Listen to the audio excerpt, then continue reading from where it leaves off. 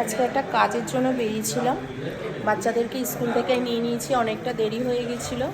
তাই এখন বাচ্চারা তো দুপুরে কিছু খায়নি আর প্রচণ্ড পরিমাণে খিদে পেয়েছে।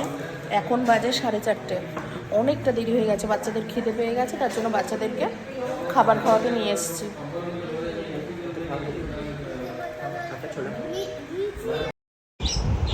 বাচ্চাদেরকে নিয়ে চলে আসলাম হোটেলে খাবার খাওয়াতে। আর মামামের আর বাবানের পছন্দ হলো, মামামের পছন্দ ধোসা আর বাবানের পছন্দ হলো ছোলা ভাটুরে। তাই ওদের পছন্দই অর্ডার করে দিলাম। আর ওদের প্রচণ্ড পরিমাণে খিদে পেয়ে গেছে, তার সঙ্গে আমাদেরও প্রচণ্ড খিদে পেয়ে গেছে। বাচ্চাদেরকে এখন ঠিকঠাক করে খাইয়ে নেব প্রথমে, তারপরে আমরাও খাবো। বাচ্চাদের এখন তাড়াহুড়ো করে একটু খাইয়ে নিচ্ছি, তারপরে চলে যাব বাড়িতে।